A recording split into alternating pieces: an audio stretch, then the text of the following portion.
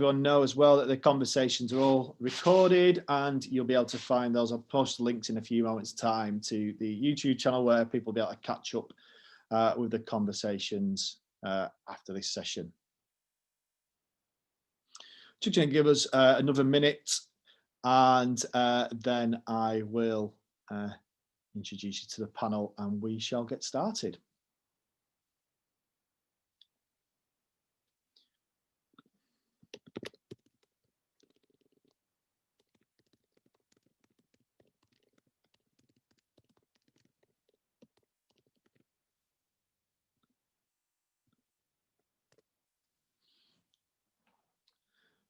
Okay, so a very good afternoon and welcome to Lancashire Innovation Festival.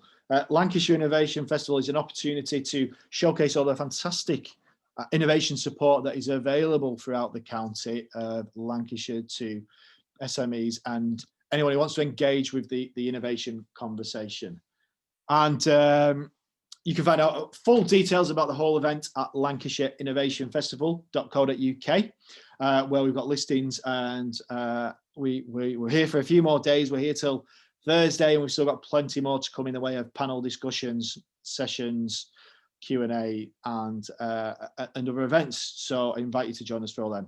You can also follow the conversation on Twitter and LinkedIn using the hashtag LANIF2020. This afternoon we are talking about the role of universities in innovation in Lancashire, and of course the three universities represented today, Lancaster, Edge Hill and UCLan, play a significant role in how innovation takes place throughout the county, socially and of course across industry.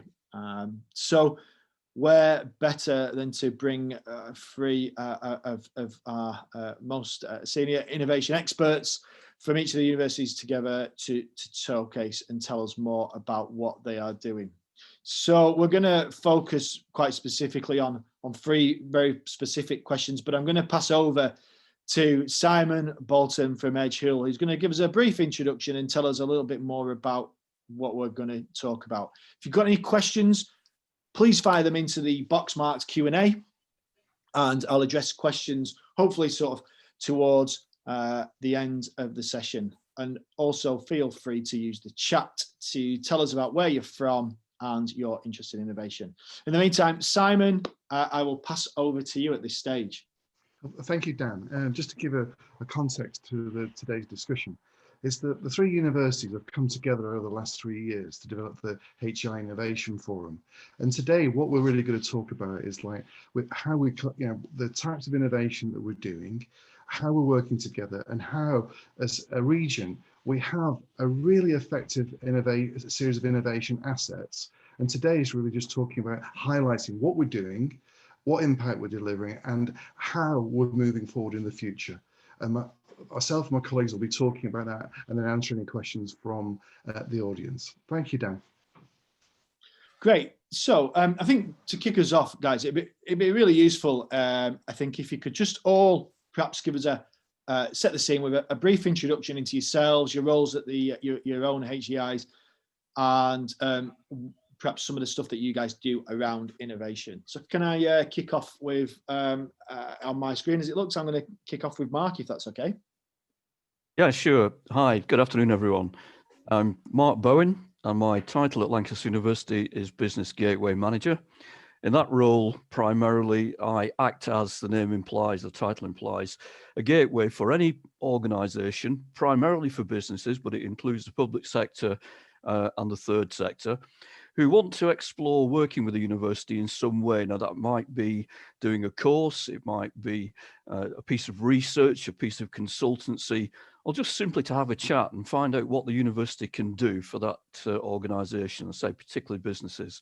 But any university, and that applies equally to my colleagues at Edge Hill and UCLan, who we work with very closely in a lot of projects and programmes, is a very complex organisation to navigate. Not quite as bad as the NHS, but still, if you haven't engaged before, it can be quite a journey to get to where you need to. So It's my job to make sure that I can take people, take their inquiries, and try to get them to where they need to in the shortest possible time. And of course, it might be multiple points of contact, which makes it even more complex. And to make sure that the relationship is built right from the very start and hopefully is enduring. So that's my role. Shall I pass now to Simon and Phil to explain what they do, or do you want me to? Yeah, great. If you could pass to Phil, perhaps, if you could give us a bit of an overview of what it is your role at UCLan. Yeah, good afternoon, everybody. So my current role is head of regional business support projects, which really means I look after the ERDF business support portfolio for UCLan.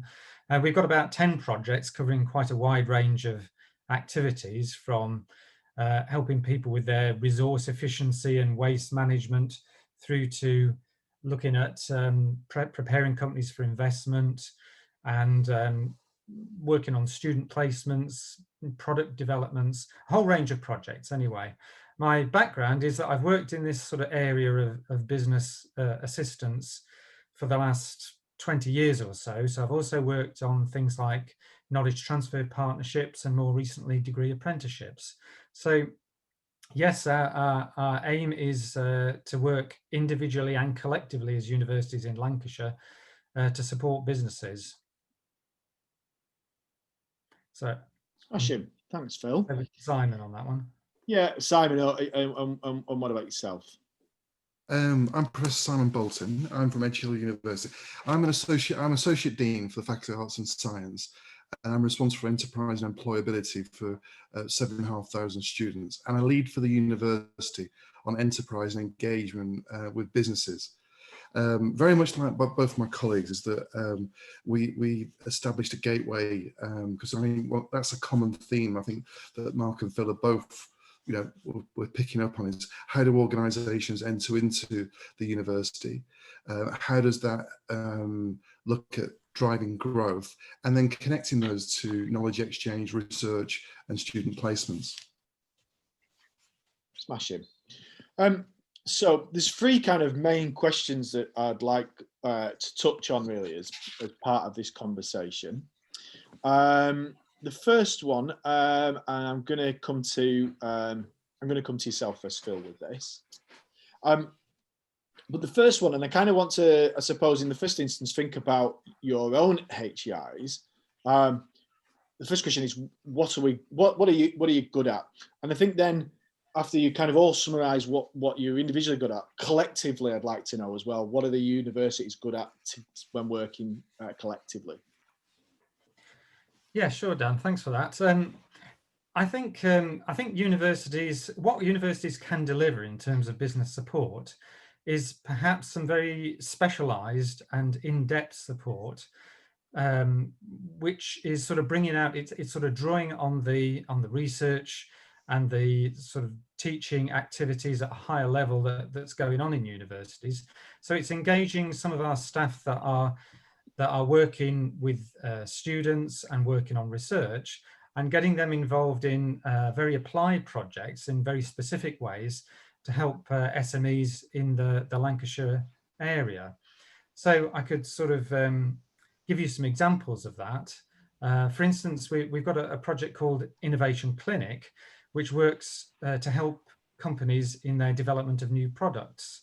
So within that, we have product designers, we have graphic designers, but we also have expertise in looking at the sort of the way that customers interact with businesses and how the whole process is drawn together for the development of a new product. Also, we're able to integrate that with some of our other areas of projects, for instance, investment readiness, so that having developed the product, often companies are also seeking investment at the same time to take that forward. So being prepared to talk to equity investors in particular is an ideal route for them. So it's perhaps the specialisms that we have to offer, and combining these and referring the business that we're working with to other support networks within the university and within other universities. I think that's what we're good at doing, and we've proved that over the last few years. Quite a useful place to be, and clearly plays a big role in the whole sort of SME community. Two functions there: the support and the specialisms, and then connecting that to investment. Probably ask her a bit more on that as we come as we get further into this, because I think both areas are things that I'm not sure. Maybe for some SMEs, kind of knowing that support is available it would be really useful, and understanding how to go about that. So clearly play a big role. Simon, what about yourself? What are you doing well at the moment? What are Edge good at? Well, I think we're quite focused, because I think that we bring together both business support activities and academics. That's one of our key issues. And we have a very focused technology element, because mainly computer science. What I think that we do is we create a space for businesses to think and address issues. Because I think that one of the common, all businesses, particularly SMEs, say they don't have time. Once we give them that space to get into a neutral environment and to think about their business planning and those types of elements, it gives them that opportunity to rethink, refocus their business more productively. I think one of the key challenges that universities have is bridging that gap, the business language. And I think that, the gateway concept is really important to the fact that we can bridge the academic and business language. Specifically, Edge Hill focuses on, we've got two major areas that we excel in: business model innovation and digital business process productivity.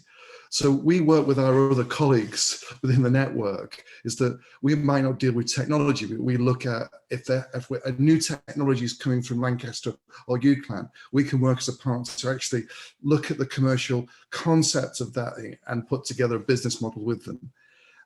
Those are our three key things, two things that we do: business model innovation and business process, digital process productivity. Smashing. And Mark, what about yourself? What about Lancaster? What's Lancaster doing well? It's always a challenge going last of three to find something that's not already been covered, but we're taking it in turns, so what goes around comes around. I think I'll take a slightly different tack, because everything that Phil and Simon has said are absolutely correct and apply to Lancaster just as much as to the other two universities. Really, I can say that we have three major areas to offer businesses, particularly SMEs. We have facilities. We have some of the leading facilities in the country, in Europe, and indeed in the world. We have, for example, one facility which is called his mind just gone blank. It's an isolation facility. It's sort of sat with three workshops, each one sat on a 50-ton block of concrete. And it's the coldest place in the world. It's ISOLab. It's the quietest place in the world. Right. Quietest place in the world. That's it. And it's ideal for people who deal with instrumentation, or they need, a lack of noise, whether it be electronic or physical noise. So very specialized, particularly useful for quantum computing and things like that, calibration of instruments. So we've got incredible facilities, and those are being developed all the time. If you find a day when there's not a crane swinging across Lancaster skyline, well, you're better placed than I am. And that's even with COVID. Secondly, it's got to be the staff, and they include both the academic colleagues and professional support. We have well over 200 people from the professional support side who are dedicated to working with businesses, who help to bridge, as Simon was explaining, the language and the culture between academia and business, because they are two different areas, and sometimes things get lost or could get lost in translation. So we have this whole area called knowledge exchange, and it is a two-way exchange. It's not just us preaching, it's about us listening and learning. And the third thing I would say, sorry, the dogs have just gone absolutely mad with the door in the background. That's okay, we're all on half term, Mark. Yeah, apologies. The third thing, I would say our students, and from the sense of at the end of their learning, whether it's undergraduate, postgraduate or doctoral, they are some of the most employable people in the world. And Lancaster's got sort of top 3 for graduate outcomes going on to fantastic employment. So you've got a fantastic pool across not just Lancaster, but the other 2 universities, you know, to really take your business to new levels. And also, whilst they're learning, we have so much opportunity. We try and give all of our students the chance to get out there and work with real businesses. And that's not just from a management school, that's across all disciplines. So I think those are the 3 things I can sum up: facilities, our staff and our students. Smashing. Okay, so I mean, it's really interesting to kind of hear how you all break down the different you know, exactly what you're giving out to the community. So it's great to kind of hear these great stories of, well, we're giving this and we're giving that and we're doing this and we're doing that. But I suppose from a business point of view, and especially at a time like now as well, you know, when the commercial environment is tough, it's challenging, and you know, for a lot of the SME owners out there that you want to engage with,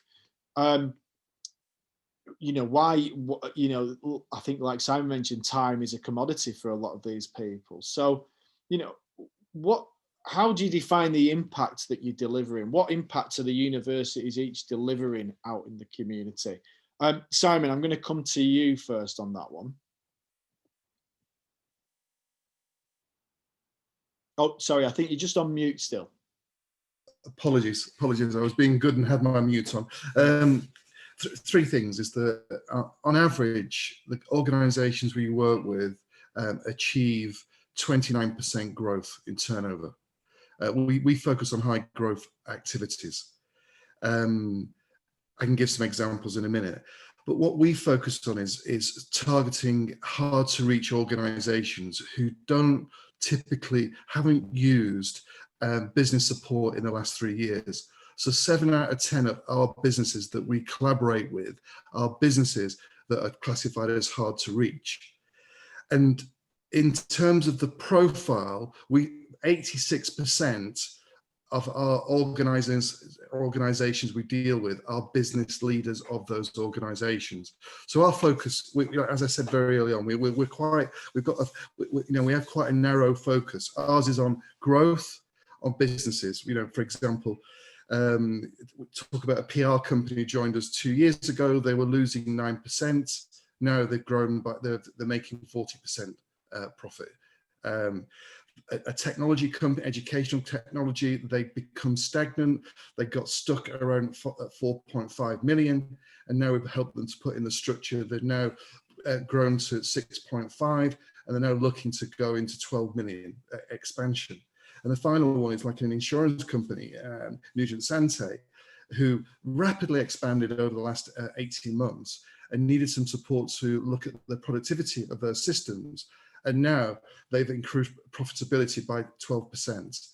So ours, Dan, is this issue about specific impact-driven growth and looking at these hard-to-reach organisations who typically, like we all do, is that they don't see universities as a first option. Smashing. Some really nice tangible examples there. Mark, what a university, Lancaster University, what sort of things do you look for in terms of the impact you're delivering? Well, I think there's lots of glib terms used, or terms used glibly, and impact is one of them, without people necessarily having a handle on what it stands for. So, I mean, we keep it nice and simple.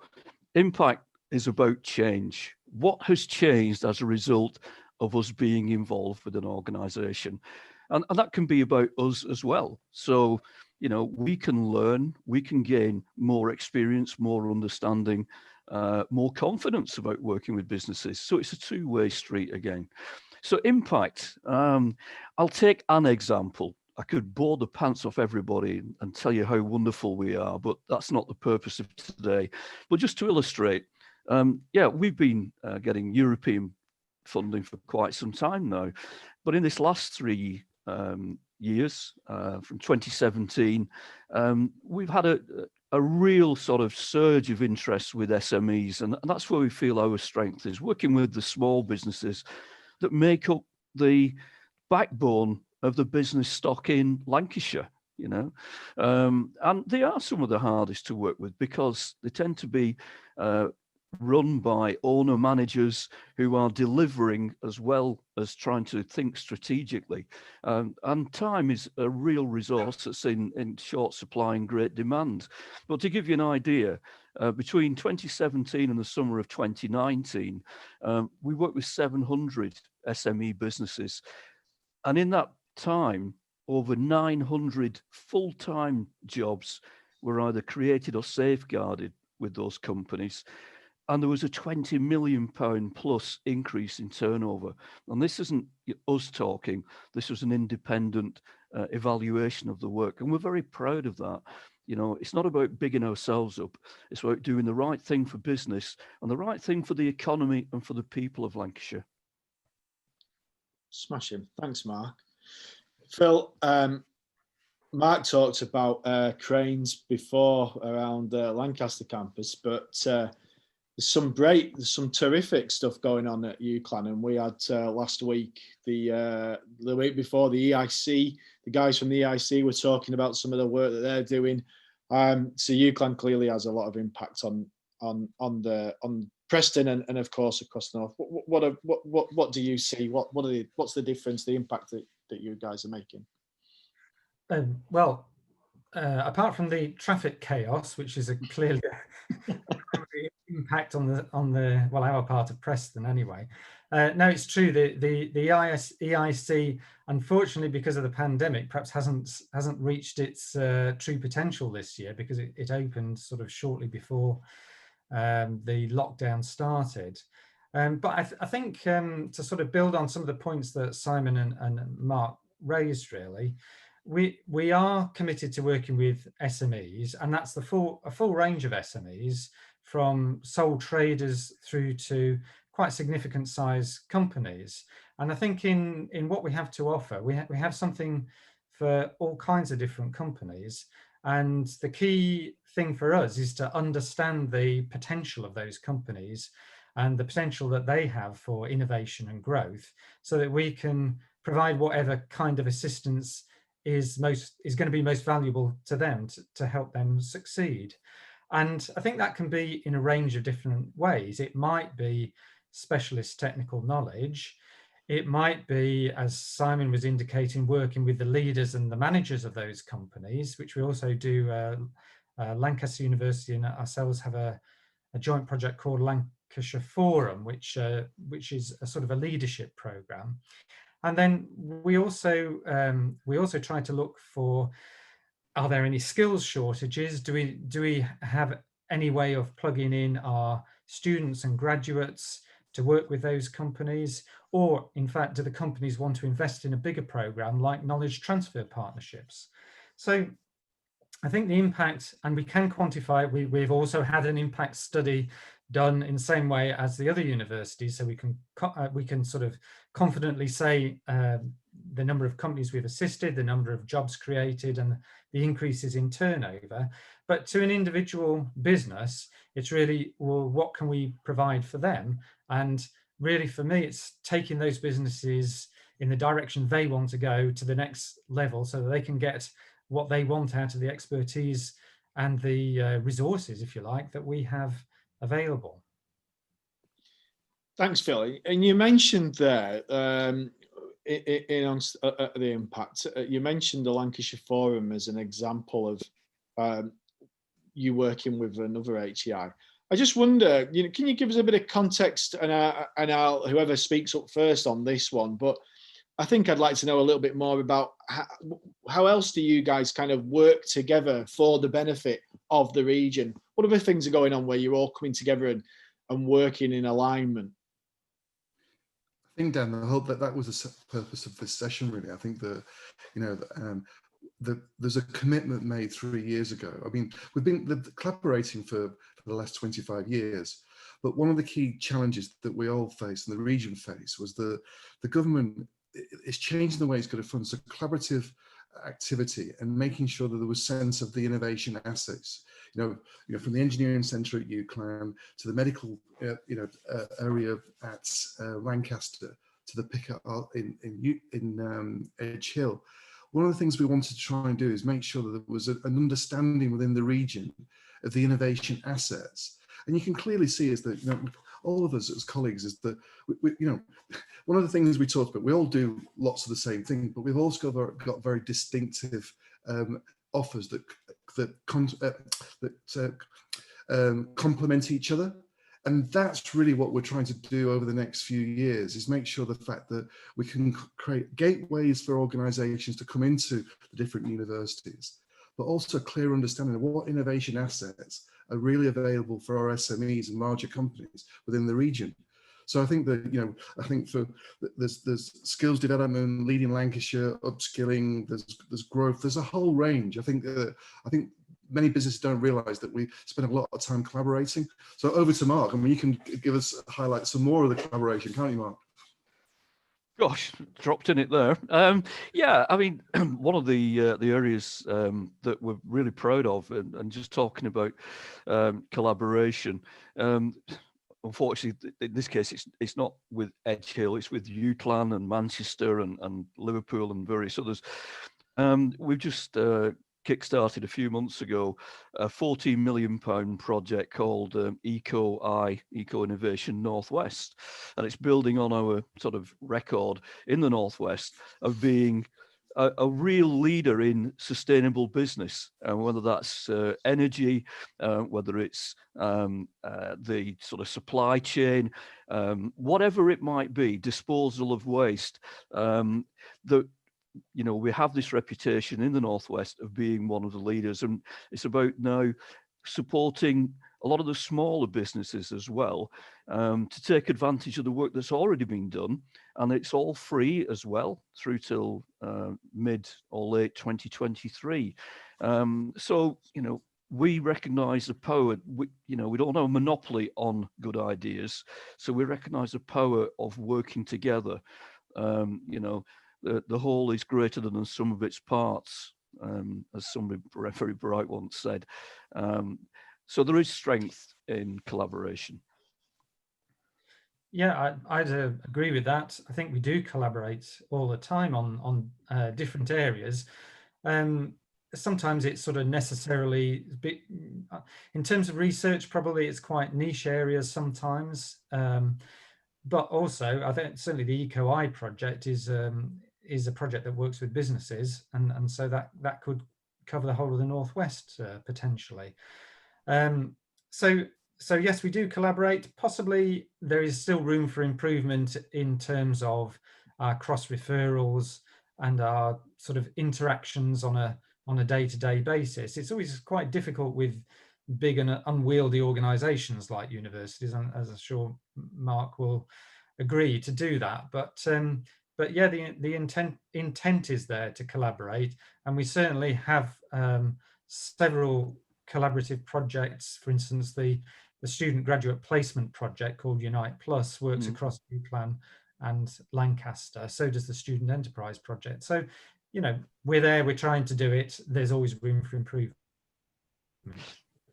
It might be worth just mentioning as well that our colleague who isn't with us today, Matt Wright, is the living embodiment of that desire to work more closely together.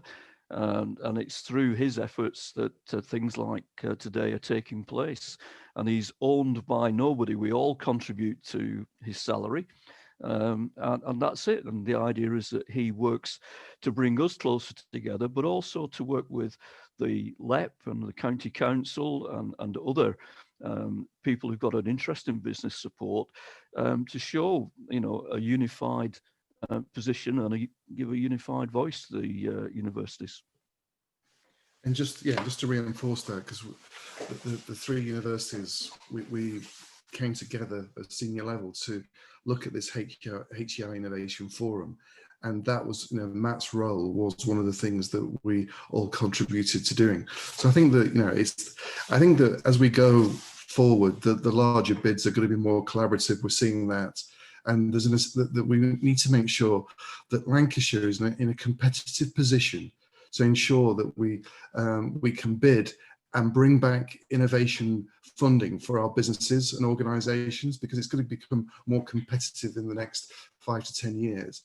And I think we've all got a common belief that collaboration with distinctive offers and individual components is crucial to what we do next in the next 5 to 10 years. Thanks, Simon. And thanks to you all. Just back over to the audience, really. There's quite a few of you in this conversation. So please do use the chat function and the Q&A just to, if you've got any questions or perhaps any thoughts as well, just on what the gentlemen are saying this afternoon, then please do fire those in.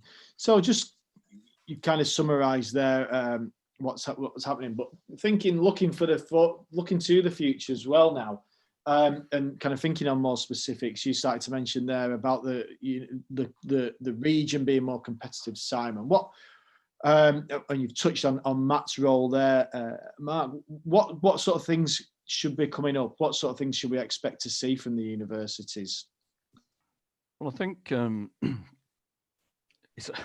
we're living in interesting times, which of course is an old Chinese curse. But I think really for us, speaking on behalf of Lancaster, but I'm sure it applies to the other universities equally, there are probably 3 key areas, unsurprisingly, working to understand the genuine impact of COVID-19 on businesses across all sectors, to then help to deliver solutions and to adopt new ways of working, because so much has changed and will continue to change. Secondly, the thing that's not really been front page news for a while, but of course is imminent, and that is Brexit, to continue to support businesses to adapt to a new working environment. And I think thirdly, using our people and facilities, our know-how, to deliver the balancing up agenda for the Northwest. The government admit that there is a disproportionate, or has been a disproportionate, degree of support for the south of the country. And we have fantastic people, fantastic businesses, and it's up to us to support that balancing up and make sure that we take full advantage and that our businesses are equipped to do so. Yeah, I'd certainly echo your points there, Mark. I think looking forward on the regional agenda, and there seems to be a sort of indication that there might be more sort of regional sort of government might come back with some kind of regional organisation. But the only thing I'd say, remembering back to the days of the Northwest Development Agency, we have to carve a place for Lancashire at the table there of public funding, because it took a long time to it was difficult, because Liverpool and Manchester are very big pulling forces on any sort of regional development agencies, and I sort of had the feeling in those days that we were out on a limb being in Lancashire. I would say that, I mean, one of the areas that I'm looking forward to doing more in is the sort of medtech area. I think there's a Lancashire Innovation Festival session later in the week connected with this, but certainly we've got a new project starting which involves 4 NHS trusts in Lancashire, and it's looking at the clinical innovations within those trusts and trying to either spin them out or license them to Lancashire-based SMEs to actually provide benefit for the NHS trusts and also for business in Lancashire to profit from that sort of knowledge and experimentation that's going on amongst clinicians in the hospitals. And I think that's another angle to this debate about linking up. So not only linking up research and economic development that's going on in the universities across Lancashire, but also the hospitals and perhaps other public bodies where there's also that kind of activity going on. Simon, have you got any further thoughts on that? Yeah. I think just concur with what my colleagues say. It's like that our role is quite agnostic because ours is specific. Our expertise is in business model and productivity. One of the challenges seen nationally is if you look at the funding now coming from Innovate UK, BASE, and so forth, is that the impact measurement is massive now. In terms of most of them now are randomized testing. So that it is. There's been a significant change in the last 12 months, and that's looking at how the funding. So we've got two things I'd like to talk about. One is about going back to what Mark said about the crisis. The pandemic. We instigated in Lancashire the crisis recovery, and we've got some data we can share on how that's impacted SMEs. What we saw specifically, that one was a challenge and one was an opportunity, is that if they had business challenges, COVID initially magnified that quite significantly. What we've seen out of COVID was that historically many businesses would sit on their hands until they had to address a key issue. I think that what COVID has done has really magnified the many businesses to deal with those challenges more quickly. So I think there is a real opportunity for productivity improvements because many businesses have had to refocus their business models, reevaluate the value that they create, and they're doing that with ourselves, Lancaster, and UCLan. So I think that there is some real shoots of productivity gain that will be done. So that's one thing that we're doing, but it links to our focus is about productivity benchmarking, because I think Mark nailed it really, is that one of the challenges we have is that we need to have better baseline benchmarking so that we can actually demonstrate as a region how much impact we're delivering. And I think it's like what both Phil and Mark have said, is that we've got to put a very, very compelling case so that revenue and funds flow to Lancashire, because we've got a lot of competitive areas, LEPs, that are some of it's smoke and mirrors, some of it's real, about getting the message out over there about what they're achieving. So for us, for me, from a research point of view and the collective issue, productivity benchmarking is really, really important, so we can demonstrate where people start and where they move to.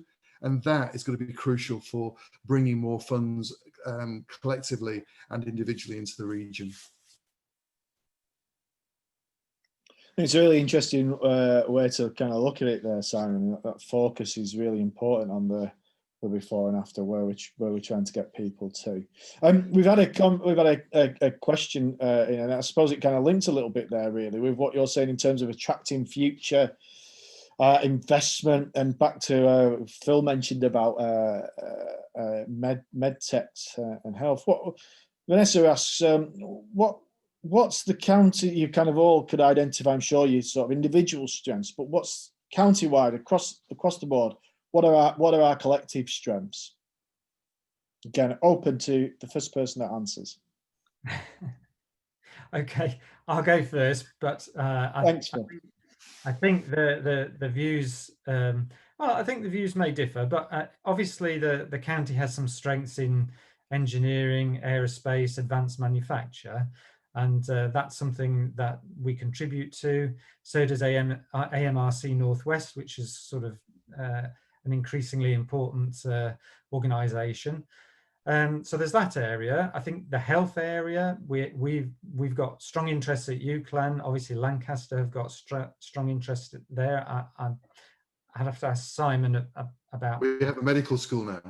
Right, really? So, well, yeah. In that case, yeah, that's showing my lack of knowledge there. And the other area, which perhaps Mark would bring out, is eco-innovation, because the clean growth agenda is clearly something that's of importance and of interest to all of us. The investment readiness, I think we've got a unique program there. I hope it's something that can be expanded, but it's led by investors and people who've got experience of basically judging companies when it comes to, or evaluating them when investment is due to be made. And I think that has helped a number of companies go through the process of thinking about things like their business model and other factors that would be of interest to investors before they actually go in and try and attract attention and trying to attract funding, so that they're prepared for that whole process.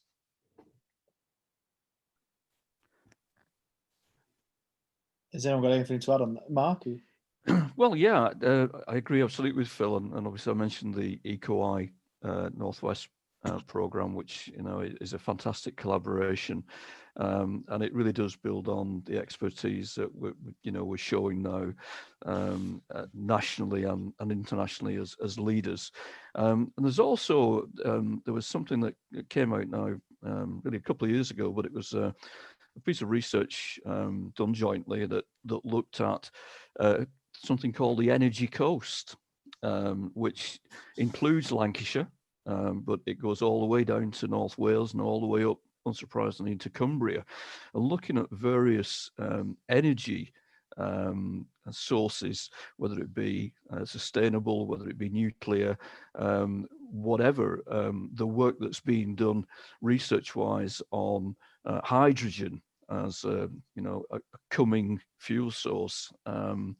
So there are so many areas that people perhaps aren't aware of, and the huge, supply chains that service these industries, be it engineering, be it sustainability and eco-innovation, and the energy sector. We have incredibly diverse businesses. Some are very, very small and yet are world leaders, and they're just underneath the radar because they are small, but they produce, elements of world leading technologies, things that go into, Airbus Industries and go into British Aerospace. British Aerospace don't make everything themselves, of course. So it's understanding as well this diversity and harnessing that diversity and understanding what the future demands are going to be. And I agree with Simon as well. You've got to understand where you are now and where you've come from to be able to plot where you're going in the future as well. I think the third dimension to this is professional business services. I think that, totally, we've just support. We've got our green energies, we've got advanced manufacturing, but around these businesses, the professional business services help to drive those growth. And I think often it's a sector that is a huge contributor to Lancashire, but gets overlooked often, and I'm always fighting the case because for those sectors.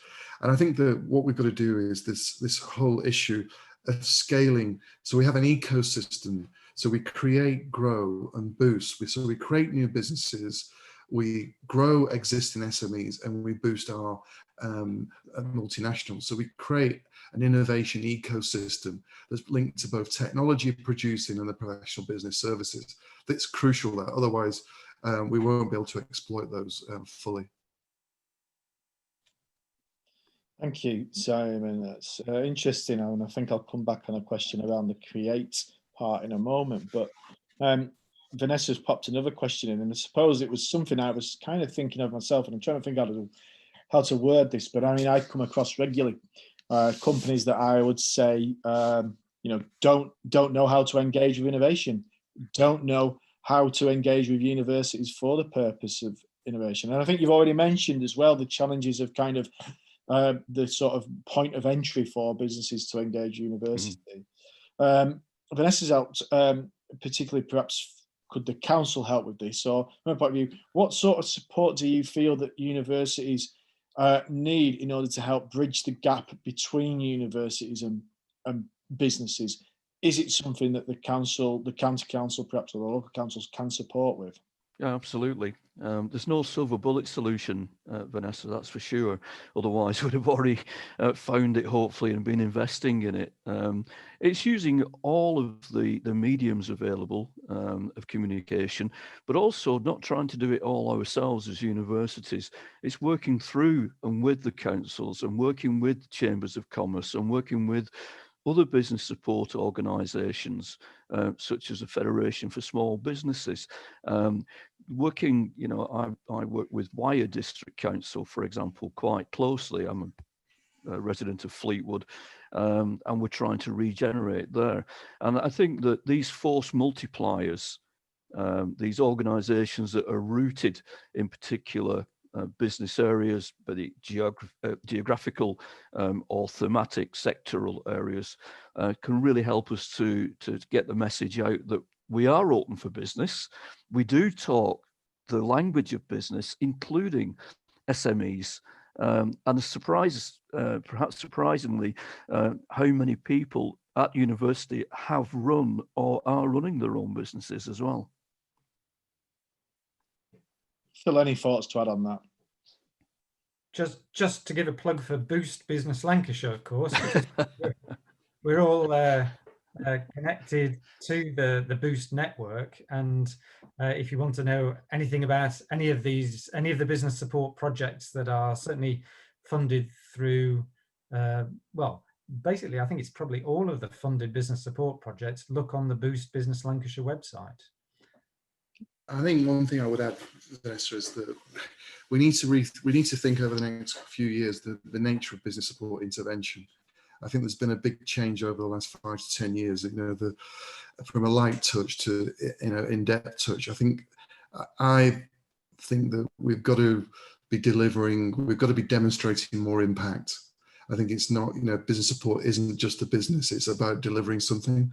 So I think there's some rethinking about how business support is delivered and the levels it's delivered at, and that is a collective activity with all partners between universities, businesses, and the local authorities. Smashing. And I want to go back to something I heard earlier around creating businesses, because of course one of the challenges I think a lot of people would kind of assume with Lancashire is that, and especially when it kind of comes to universities, I suppose whether it's around keeping good graduates in the region or or stimulating really good startup activity to get businesses coming out of the universities or involved with the universities. Are we at a bit of a kind of a watershed moment now with COVID and how that has changed our ability to understand that we can be anywhere in the world and drive some of this activity? We don't need to be tied to a specific location now. So in the past, where perhaps startups or graduates might have wanted to kind of go to London or Manchester, does this present a new opportunity for the county? And how could universities support that, if so? Mark, do you want to kick that one off this time? Yeah, happy to. Again, I'm going to refer to something that Phil mentioned earlier, the joint sort of programs that we run through the ESIF European funding, where we support students and graduates to get into business, and also to support businesses with students, up to 140 hours, Phil, of free student support to a business, off the top of my head. There's always been something of a disconnect between students stroke graduates, particularly students while they're still at university, and SMEs, and it works both ways. Young people seem to think that the world revolves around the large cities, whether it be Manchester, Liverpool, London, Leeds, Birmingham, or globally, and don't necessarily understand that they can be a much bigger fish in a smaller company, where they're going to develop so many skills that they would never, ever get the chance to develop if they work for the likes of Google or Microsoft or a huge banking corporation like HSBC, where they would be very, very niche and not necessarily given the chance to try new roles and responsibilities that you would get in an SME. And of course, SMEs are very dynamic. They are changing, evolving all the time and growing at phenomenal rate. And yes, I think you're right. We are at something of a crossroads. Everyone, including the universities themselves, are looking at how they can deliver the teaching and learning, the business support, everything we do in future. SMEs, particularly if the owner manager hasn't been to a university, and there's nothing wrong with that, might not appreciate what a student or a graduate can actually bring to a business in terms of intellectual rigor and challenge, prepared to look at things in a different way. So bringing those two together, is always a challenge. It's something that we work incredibly hard at, all universities. But there is, again, no silver bullet. It's just keep plugging away, bringing the two together, acting as facilitators, and providing the opportunity for each side to understand and learn more about the other. Thanks, Mark. So, grand sense. Simon, I think I said Mark as you were about to speak. Do you want to make apologies? No, I think maybe add to that? I think there's a couple of things really. Is that it's creating that ecosystem. The issue. If you look at the region, what we've done is we've established several key core technologies, because we've got to be seen to be. We need those pulls, but avoiding over bias, because we've got advanced manufacturing and we've got aeronautics. And those are, have been a real bedrock to advanced engineering in the region. The LEP, with all the universities, clean energy, a whole range of nuclear, there's a whole range of core technologies we're doing. I think it's important that, there's these ecosystems relate to not just the technologies, but these companies that are successful need accountants, they need lawyers, they need marketing, they need social media, all those components. And it's how over the next 5 to 10 years, we build some additional clusters to support the ones that we've already got. So I think that's really where the universities are working very, very closely with the LEP and the county council to make sure the fact that the universities can, where possible, invest and support investing where these new technologies have come. So I think they just wanted to say to the audience that we're all committed to that. But I think is that what we're all trying to do is look at building some new clusters that will have, the word sustainable. The energies are sustainable, but they also need to be sustainable businesses as well. I think Simon's hit the nail on the head there when you talked about ecosystem. That's very much the case, and I heard it argued that that is arguably more developed in Liverpool and Manchester, for example, than it is in Lancashire. And I think there's a certain amount of truth in that. And obviously, graduates will stay with us if there are the opportunities for them. But if they don't see the opportunities and there isn't that support there, then they will not stay in Lancashire, and they'll go, if not to London, they'll go to the bigger cities in the north. So it is vitally important to help develop that ecosystem in all its different facets. Smashing. We're coming towards what I think we'll call the end of the session soon. So again, I reach out to the audience. If anyone's got any questions, please do pop them in the Q&A or chat. In fact, someone's just put, Rachel has just put, what support can universities offer to artisan businesses? Lancashire has a huge variety of these, and they seem to slip through the net. So I think a good question, and perhaps sort of extending on that as well, thinking about sort of grassroots social innovation projects as well. Quite often we're talking about advanced manufacture, or we're talking about aeronautics, but what about those kind of other industries that play such an important role? Phil? Yeah, I think we do support smaller businesses. In fact, it's like one of our targets is to support new and emerging businesses. I can think of a number of ways. One area we've helped is to help people get online, have a better presence on on the web and social media, in all of their sort of digital activities, to sort of integrate those, tie them together better, and perhaps show the way forward. Because obviously, having worked with a number of different smaller businesses in those areas, you sort of see common trends and perhaps failings in some areas, and you pick up what's been done well in other areas. So the sort of digital approach is definitely one, and that's very popular. That's become very popular since March this year.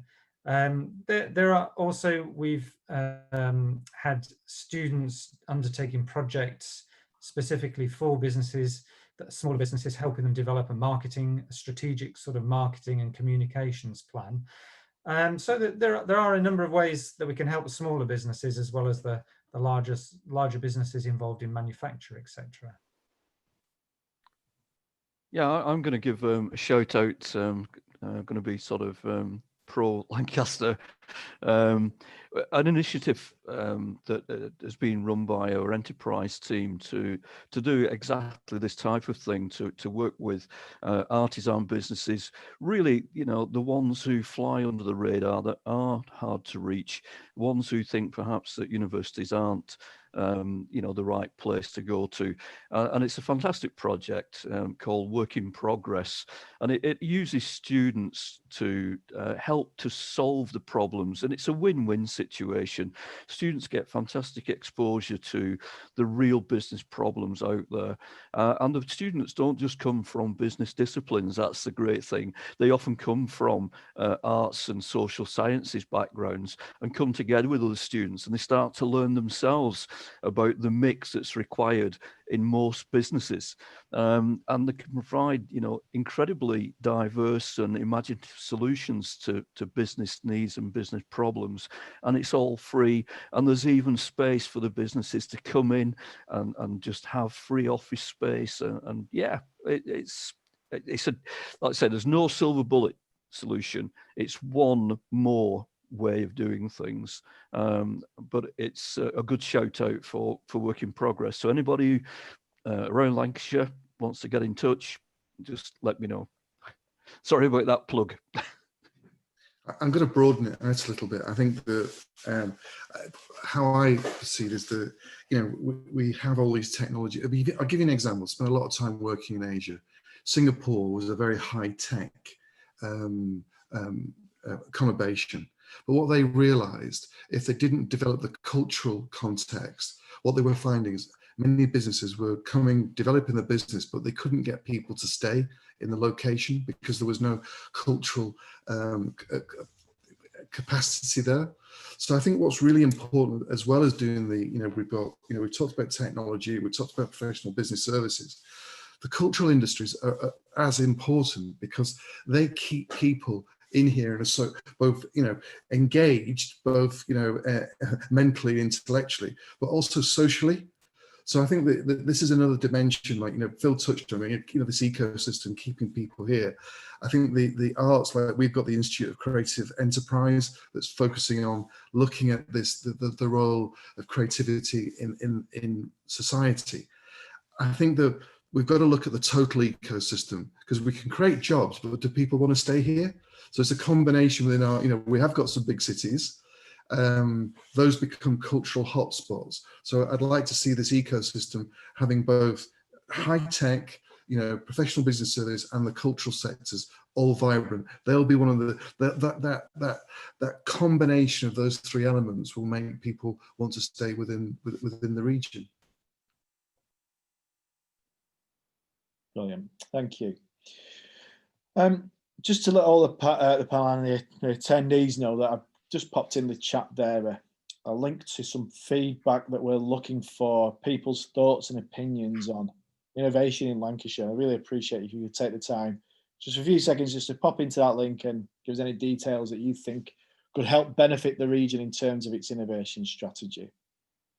We're coming up to 1:30 now, so we've done an hour's worth of chat, and I think you'll all agree we've covered quite a bit of ground there, quite a bit of subject. So I think from what I've heard today is that the universities, first of all, are clearly all working together and have similar thoughts on where the university's strengths are and the region's strengths.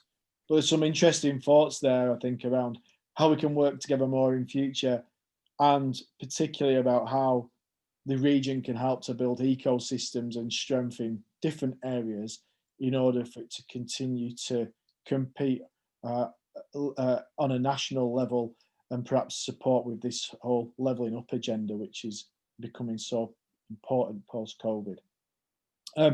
So I'd like to take a moment to thank Mark, Phil and Simon for taking the time out to go through these subjects with us today. Thank you all, gentlemen, and thank you to all our attendees who've joined in with the call and spent some time hearing what everyone's had to say. And with that, I'm going to bring us to a close there. So thanks, everybody, and we'll see you again, hopefully, on the sessions tomorrow morning as we continue till Thursday with Lancashire Innovation Festival. Thank you, chaps. Thanks, Dan. Thanks, everyone.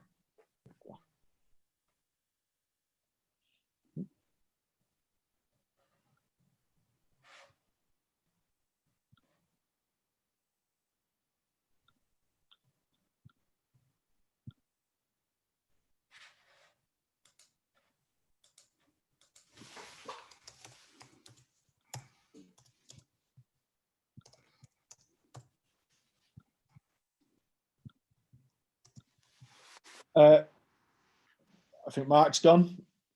He's gone. I don't know about you guys. I thought that went really well in the end. I thought it came together nicely. That so.